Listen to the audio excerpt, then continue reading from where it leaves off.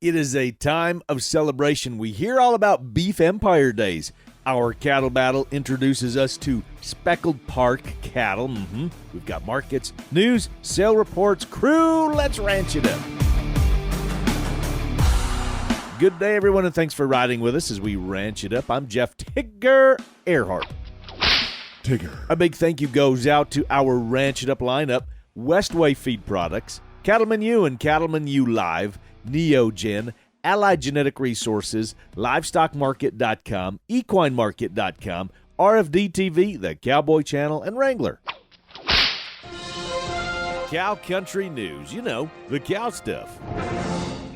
While the boss lady is out on assignment, I'm running the big rig for today, so on to the newsroom we go. And last weekend being the Memorial Day weekend, it's often known as the unofficial kickoff of grilling season.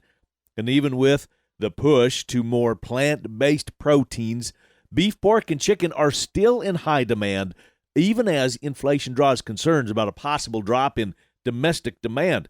Now, Glenn Tosner, an economist with K-State, along with Purdue University's Jason Lusk, recently released a report called Meat Demand Outdoes Meat Avoidance. The economists found, even with the push to plant-based foods, U.S. consumers have a growing hunger for meat. 3/4 of the U.S. public is still what I'd call a regular meat consumer. That is according to Tosner. That's where our domestic, robust meat demand is coming from. The remaining 1/4 is either flexitarian, vegan, or vegetarian. Now, for the meat eaters out there who may not be familiar with the latest vegan, vegetarian terms, here's a little breakdown of what they mean. A flexitarian is a person who has a primarily vegetarian diet but occasionally eats meat or fish. A vegetarian, a person who doesn't eat meat, poultry, fish, or seafood. And then a vegan, a strict vegetarian who avoids all meats and animal foods, including insects, eggs, honey, usually avoids using any animal-based products such as leather as well.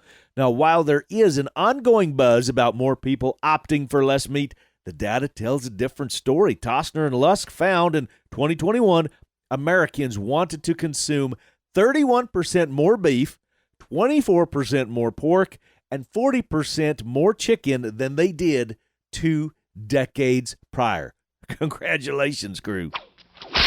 Now, in other news, I love bringing these types of stories. $1.1 billion next generation processing facility is planned for western South Dakota. These are the fun ones that I love to bring y'all each and every week. And notice that there have been more and more efforts to putting in these various different processing plants. Again, congratulations. This one comes out of the Rapid City area. Kingsbury and Associates and Sirius Realty of Rapid City, South Dakota, and Greensville, South Carolina, have announced plans to construct an 8,000 head per day processing facility in western South Dakota. That's a heck yeah.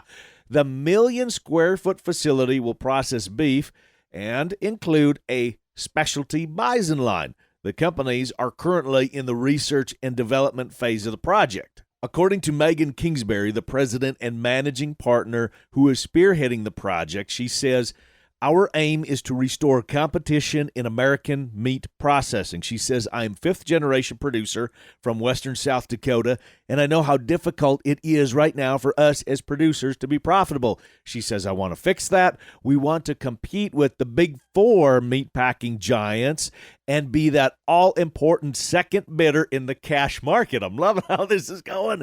"We will build a brand that is America first, focusing on procuring American cattle and feeding American citizens affordable, high-quality protein as our first priority. Our grocery store shelves should never be empty of meat again." Now, the project is expected to take about 3 years to complete and will boast 2,500 jobs once created.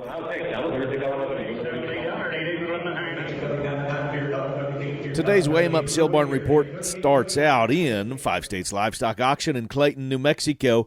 3 to 4 weight steers, $1.78 to $1.93. 4 to 5 weights, $1.45 to $1.67, and then 5 to 6 weights at $1.40 to $1.67. On the heifer side, 3 to 4 weights, $1.60 to $1.75. 4 to 5 weights, $1.32 to $1.45. The weigh-up cows from $60 up to $83, and then the young pairs selling from $900 up to $1,050. Heading to Rezac Livestock Commission Company in St. Mary's, Kansas, where they called the steer and heifer calves with good demand and steady prices.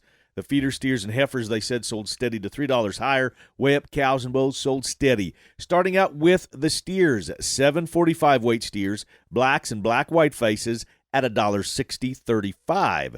806 weight steers, these are blacks and black-white faces, at $1.52.5. 881 weight steers, black and black-white face, at $1.48.5. And then mixed-colored steers, 961 weights in St. Mary's, Kansas last week at $1.39.25. On to the heifers. These are black and Charolais heifers weighing 566 at $1.67. Another group of black and Charolais heifers, 615 weights at $1.49.5. Black and red heifers, a big swath, weighing 816 pounds at $1.43.75. And then a big bunch of mixed heifers, 871 weights at $1.32.35. The weigh-up cows, they called them 65 up to $85. After the break, we celebrate beef. Stick around, crew. We'll be right back. Spring has sprung, and I know you have everything going through your mind from calving to spring planting. Are we going to get enough rain? Are we going to have enough hay? I understand this. But remember, it's not too late to add Allied Genetic Resources genetics into your bull battery. Now, spring may be here, but bull buying season is far from over. There's still lots of Allied sales one can attend. Make a difference and add Allied Genetic Resources to your program. You'll be glad you did. We've talked about Cattleman U before. It's for farmers, ranchers, and beef producers who are hungry for learning, community, and business development. Just head to cattlemanUlive.com to get your membership and use promo code RANCH for a 10% discount during the month of May. Tickets are on sale now for Cattleman U Live this September 16th through the 18th in Grand Island, Nebraska. We will be there. Cattleman U memberships and tickets on sale now through May 31st at cattlemanulive.com.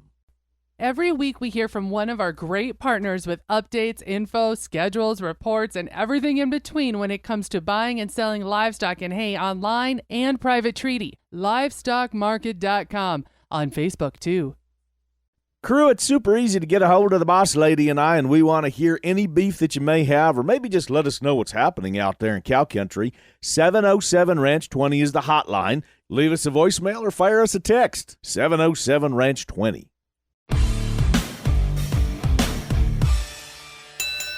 Let's get it on. Cattle battle.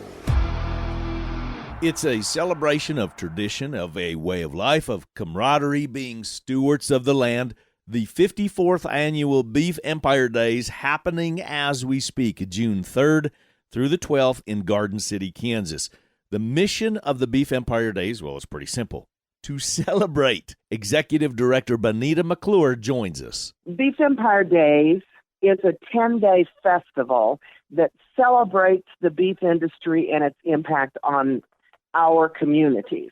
Beef Empire Days started as a vision, I guess you would say, of a man named John DeHone, who was a plant manager at one of the packing plants in this area.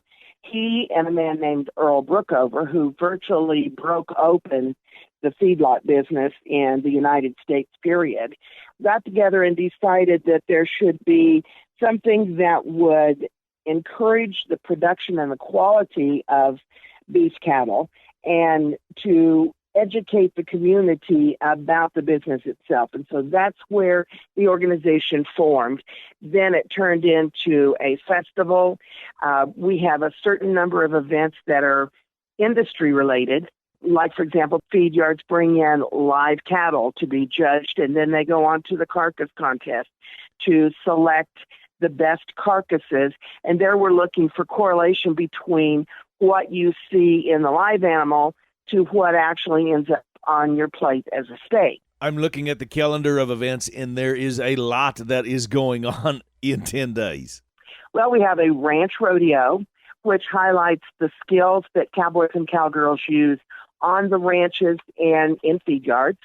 That's one of the events. We have beef, beer, and boots, and you can imagine what that is. It's a great celebration in a beautiful park that we have. We serve beef.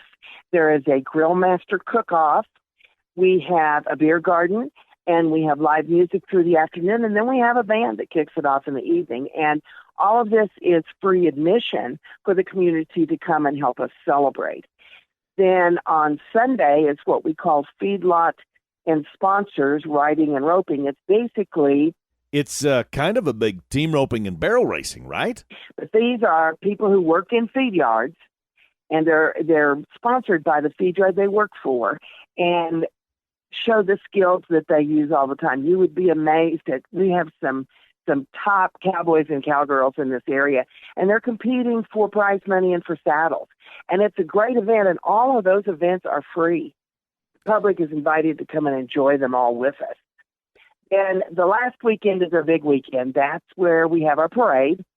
And, we string out everything like everybody does, every stock truck and trailer and marching bands and everybody that we can bring to the parade goes down Main Street in Garden City.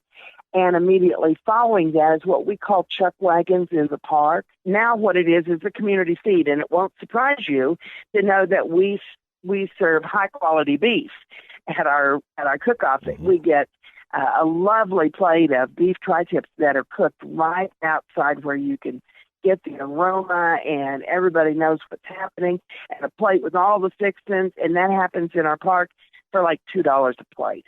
So what we try and do is bring all the people involved in the beef industry, all the people in the community, everybody together to celebrate beef and the impact that it has on our communities. And Benita, this is an event where spectators and participants, they can just kind of come and go as they please, right? Because there's so darn much that's going on for 8, 9, 10 days. Oh, that's true. And we always welcome people to Garden City. We have 2 top-notch golf courses here. If you'd like to come and eat beef and play golf, we have beautiful golf courses. We have one of the most outstanding zoos in the entire area. We've got shopping. I mean, there's wonderful things to do in our community all the time, but we really cram it full during these 10 days of Beef Empire Days. That goes on June 3 through 12. The other side to celebrating the industry is to get involved with the community of Garden City, Kansas, and allow the whole city to come out, participate, to see more of the industry that helped form their community to what it is today. That was all those different things that Benita was talking about. And a big thank you to you, Benita, for the time. For more information and a schedule of what is happening and where it's happening, head to beefempiredays.com, or you can head to Facebook at Beef Empire Days KS. Let's keep this celebration of cattle going, shall we? As you all know, I'm a cow geek, a cow nerd, as a lot of people have said, and one of my favorite topics is breeds of livestock and what they're used for, their history, their application, etc. Yes, I have lots of books on just that topic, but especially beef cattle. And let's recognize one that many of you have probably not heard too much about, if you've even heard of them at all, the breed Speckle Park, okay? Now, the Speckle Park breed is a modern Canadian breed of beef cattle. It was developed in the Canadian province of Saskatchewan in 1959 by crossbreeding Angus cattle and Shorthorn cattle and British white cattle together. It is one of only a few beef cattle breeds developed in Canada. In 2006, the Speckle Park Breeders of Canada were rewarded for their foresight, dedication, and years of hard work in stabilizing, refining, and protecting the breed. And in July 2006, the breed was recognized as a pure breed by the Canadian Minister of Agriculture, the first and only cattle breed to come from Saskatchewan, Canada. Speckle Park cattle are genetically black with varying amounts of white in specific patterns. The Speckle Park pattern is preferred. Now, I'm a cow geek, right? So I'm scrolling through social media, digging into the cow stuff, and lo and behold, I happen to stumble across this post from Wendy Tecca. And this was their first year getting some Speckle Park calves on the ground. So yes, I reached out to find out what prompted them to give Speckle Park cattle a try. Well, Wendy and her husband Chad, they were visiting family, their son actually, in Montana. They saw the cattle and said, we need to get involved somehow. Now, their first calves are on the ground at their ranch in North Dakota. Wendy, I have seen the Speckle Park cattle, and yes, they're pretty as all get out. So whose idea was this? Did you want to add some color back to the herd, or was it your husband, Chad? Actually, he came up with the idea that maybe we should look into this breed. And since there is that we know of any other breeders in North Dakota, we thought we'd be kind of change it up and be the first breeders in North Dakota to have them and raise them. So this is not something that you're looking at particularly to change the beef business, all in 1 year per se. You're looking at this as a unique breed. We'd Right. like to see them flourish, and there may be the opportunity to add some premium by selling maybe, eventually some breeding cattle. Is that kind of how you're looking at it? Is you're not going to change your whole cow herd, but you're looking at maybe we can just do a little bit and add a little value to the cattle.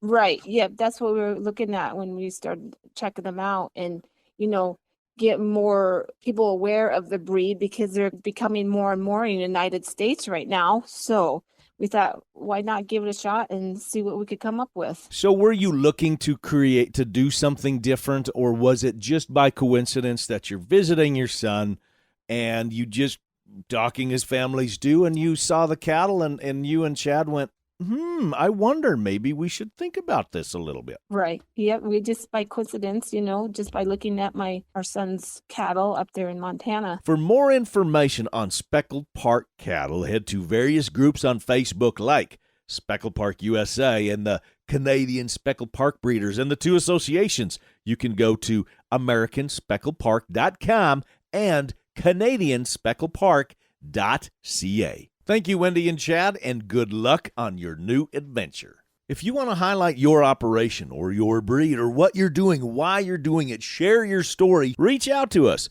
ranchitupshow@gmail.com, and you can send me a message or text me 24/7 at 707-726-2420. Crew, stick around after the break. We've got the numbers with Kirk, and we'll hear from Mark Vanzi with LivestockMarket.com, giving us some updates on a sale coming up next week. Horse buyers, pay attention. There are lots of bell ringers that are going up for sale, so stick around, y'all. We've got a lot more coming up, as I said, right after this.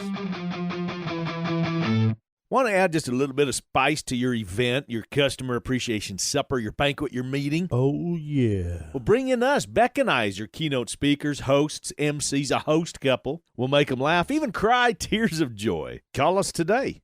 Margins are the tightest that I can remember in diesel. Well, that's the highest I've ever seen. So how do we survive? Where do we make cuts? Where don't we make cuts? I think it has long-term consequences that we have to think about. It's not easy, but we'll be diving into those topics, the tough ones.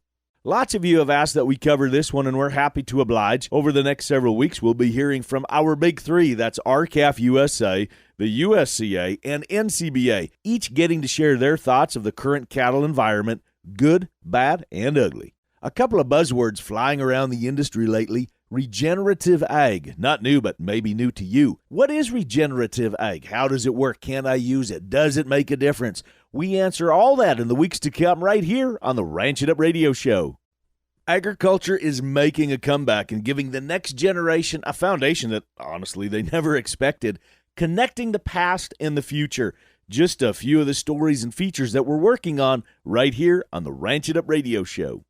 This coming from our partners from Neogen. Now, over the next several months, we will be bringing you insect control solutions, money-saving tips, how to establish biosecurity during a time of pinching pennies, all that and lots more from our crew from Neogen.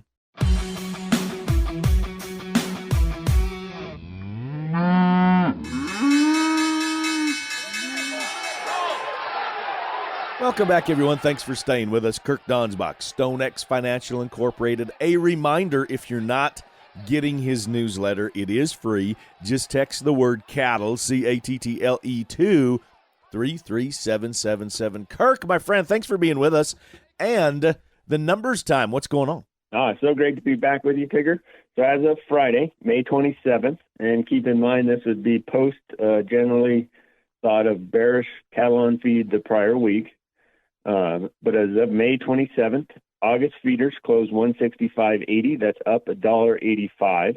With the CME feeder index at 154.72. That's up $1.67 on a week-over-week basis, leaving our basis a negative $11.60.5. Now, keep in mind that is against the August futures contract, as May has went off the board. June live cattle closed 132.125. That's up 70 cents on the week. Cash traded basically steady at 136 to 138 in the south and 139 to up to 145 again late on Friday. We'll call that steady, leaving our basis positive $6.78.5 against June futures, so carrying a very positive basis. Our weekly slaughter came in at 644,000. That was going into Memorial Day weekend, so employees got Saturday off and did not kill. That is 14,000 more than the prior year same week. Choice boxes closed at 265.42. That's up another $3.25. So our boxes are definitely been carrying some strength for a while. To wrap it up, July corn traded $7.76 down 2 cents on the week. Kirk, I got a question for you. When we move from contract month into a new contract month, I would imagine the markets kind of move a little bit and react short term to that. And I'm assuming if it's not at a time when we need to react according to a plan maybe that we put together, I'm assuming you're saying just sit tight because those things tend to happen. Is that correct when we move from contract month to contract month? Yeah, sort of, I would say. So the expiring month most oftentimes will not hardly trade at all, as there's very little volume in that. And then the further out contracts will be trading in a more normal volume. So they'll appear, they'll be more liquid and appear to move more than the expiring. And then also just kind of to oversimplify is to keep that context. So if we're looking at the basis of the feeder index versus the futures, are we talking about a few days left in May, for example, or are we talking about 3 months until August expires? And the example I mentioned earlier, we've got $11 basis, but we have 3 months until August expires when the cash and the futures should be close to the same. So don't necessarily get overly concerned if we see that sharp movement one way or the other in maybe the commodities we're dealing with or in our marketing plan, that, you know, when those happen, don't get too shook up. Those normally just happen. Is that correct? Kind of like when I was telling you off air and I was telling you about a couple stocks in my Ameritrade account that crashed all of a sudden. Yeah, I would say so. I mean, obviously, if you're in a futures position or an options position, you need to know when they expire. But outside of that, I don't get too overly concerned as contracts go off the board. So, Kirk, as always, I appreciate it and look forward to visiting with you next week. And again, that reminder of that newsletter is completely free. It comes in every single either Sunday or Monday night, depending upon kind of how the holidays roll out. Just text the word cattle, CATTLE, to 33777. Kirk, next week, my friend. I always look forward to getting to chat with you and your listeners, Tigger. This is Mark Van Zee with equinemarket.com and livestockmarket.com. Coming up this Wednesday, June 8th, we have our summer performance horse online auction. All horses open at just $100, no hidden reserve. Every horse will sell to the highest bidder. 22 horses from across the country, 10 geldings, 10 mares, 2 stud colts. Horses finished and experienced in barrel and barrel prospect, calf and breakaway roping, pole, ranch, and ranch versatility, reined cow, racing, cowboy mounted shooting, 4-H, and more. Featured lots include 3 horses from Darling Horses in Baggs, Wyoming. A bay AQHA mare runs 2D and has worked cows. A 2-year-old paint gelding with 30 days on him rides outside and in the arena. An 8-year-old Frisian sport horse mare, gentle and eager to please. An AQHA Pepto-Boonsmall gelding from Frass Horses in Lisco, Nebraska. Ranched on extensively, doctored calves, cows, and yearlings roped in and out of the arena would make a top-notch heel horse, fast and real cowy. A gorgeous AQHA buckskin gelding from Flint Creek Quarter Horses in Drummond, Montana. Great ranch horse, doctoring, roping, and used in a feedlot. A finished head horse and ranch gelding from Fritz Horses in Springfield, South Dakota. Has roped in everything from college rodeos all the way up to the Opens. Has been in many ranch rodeos and more than once won the top horse award. An AQHA Dunn ranch gelding from Double 7 Cattle in Farson, Wyoming. Excellent intermediate kids horse, has won 4-H events, pulls and barrels, and has drugged lots of calves to the fire. plus 15 lots of cattle on this sale. 40 head of black and black mottle-faced Angus Plus and Brangus fall-bred cows. All 3 to 5 years old, weigh 1,050 to 1,100 pounds, bred to Hereford and Angus bulls. Cows are in good flesh. I got 6 show steers from Bucci Show Cattle in Blair, Oklahoma. We got Charolais, Herefords, Shorthorns, and more. 3 registered Angus bulls from BK Angus in Tescott, Kansas. All sell as guaranteed breeders with trick and Siemens test pass. All lots open at just $100 a head. No hidden reserves. Every lot will sell to the highest bidder. To see pictures, videos, pedigrees, and more, head on over to livestockmarket.com, equinemarket.com, or auctiontime.com. I tip my hat to you, from one legend to another. A big shout out and a tip of the hat goes to Chris Paul from Washburn, Missouri. That's in the southwest part of the state. Doesn't miss a single episode. Reached out to us. Hey, thanks so much, Chris. Appreciate you. And now that's going to wrap it up for today. A big thank you goes out from our crew to yours. Benita McClure with the Beef Empire Days. Wendy Tecca for sharing their story and of their new adventure that's going on. Mark Vanzi with LivestockMarket.com and EquineMarket.com. Kirk Donsbach with StoneX Financial Incorporated. And, of course, the Boss Lady Bec when she's around. And a big thank you goes out to our partners, Westway Feed Products, Cattleman U and Cattleman U Live, Neogen, Allied Genetic Resources, LivestockMarket.com, EquineMarket.com, RFD TV, the Cowboy Channel, and Wrangler.